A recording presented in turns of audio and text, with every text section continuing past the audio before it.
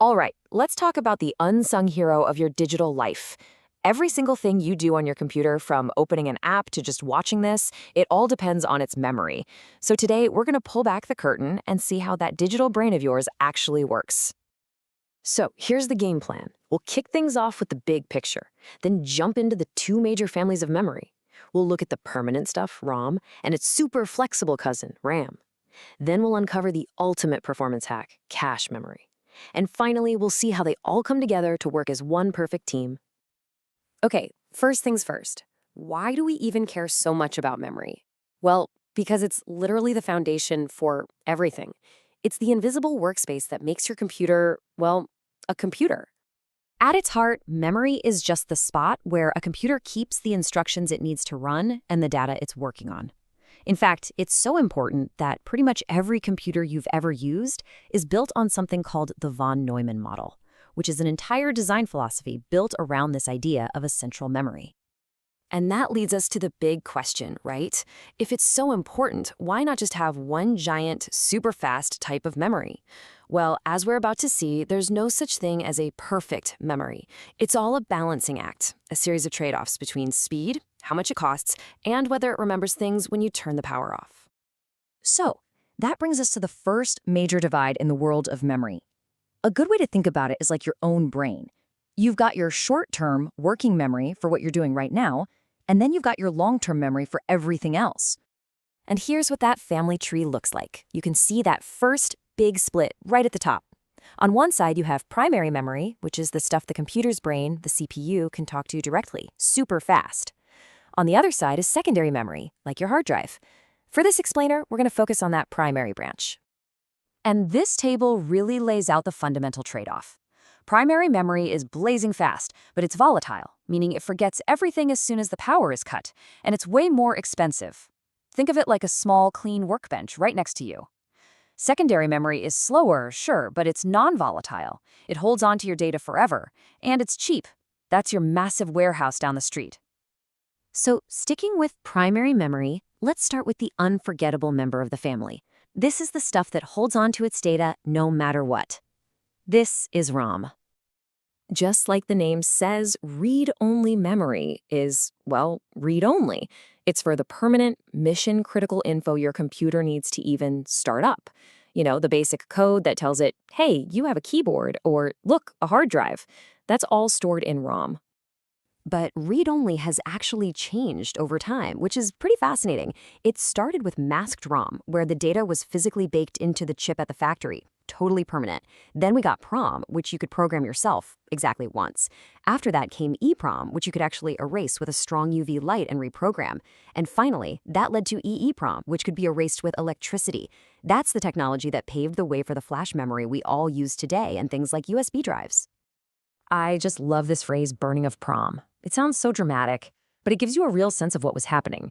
You were using a special device to literally blow tiny microscopic fuses inside the chip to lock in the ones and zeros. Once you burned it, that was it. No do-overs. Okay, so that's the permanent side. Now let's flip over to the other side of primary memory, the one you've probably heard a lot about, random access memory, or RAM. If ROM is the computer's permanent instruction manual, RAM is its active, messy, ever-changing workbench. And just like ROM, RAM has a couple of different flavors. On the left, you see a static RAM cell, or SRAM. Look how complex that is. It's made of a bunch of transistors. It's stable and holds its data as long as there's power. Now look at the right. That's a dynamic RAM cell, or DRAM. It's beautifully simple, just one transistor and one tiny capacitor. But that simplicity, it comes with a catch. And this table tells the whole story. Because SRAM is so complex, it's incredibly fast and doesn't need to be refreshed. But it's also expensive and you can't pack a lot of it into a small space. On the other hand, DRAM's simple capacitor leaks electricity, so it has to be constantly refreshed, which makes it slower. But, and this is a big but, it's much, much cheaper and you can cram tons of it onto a chip. And that's exactly why DRAM became the main memory for our computers, while that super fast SRAM got saved for a very special job. And that special job, it's all about solving one of the biggest bottlenecks in all of modern computing. See, your computer's processor, the CPU, is unbelievably fast. But your main memory, that big pool of DRAM, just can't keep up. It's like having a world-class chef who has to wait around for a really slow assistant. So what do? You can't really make all your DRAM faster. That costs a fortune. And you're definitely not going to slow down the CPU.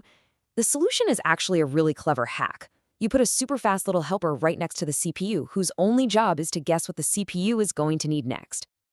And that helper is cache memory. It's a small, very fast, and yes, very expensive chunk of that SRAM we were just talking about. It keeps copies of the data that's being used most often. So when the CPU needs something, it checks the cache first.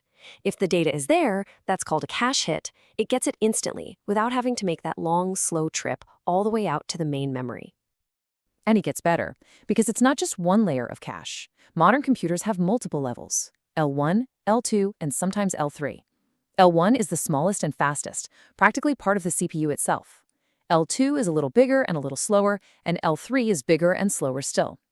Each one acts as a buffer for the next, creating this amazing, high-speed pipeline that constantly feeds the processor exactly what it needs right when it needs it.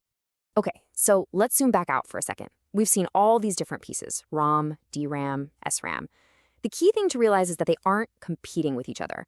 They're designed to work together as a single, perfectly coordinated team. So you see, it was never about finding the one single best type of memory. It was about building the perfect team. And that's what we call the memory hierarchy. At the very top, you have the tiny, lightning-fast SRAM cache, the immediate assistant. In the middle, you've got the much larger but slower DRAM, main memory, the main workbench. And at the bottom, you have the enormous, slow, but permanent secondary storage, the archives.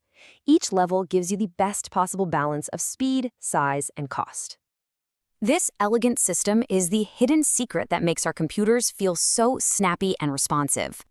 But with things like AI and huge virtual worlds demanding more and more data, even this perfect team is being pushed to its absolute limit. The next big challenge isn't just about making memory faster, it's about making it smarter. And what that's going to look like? Well,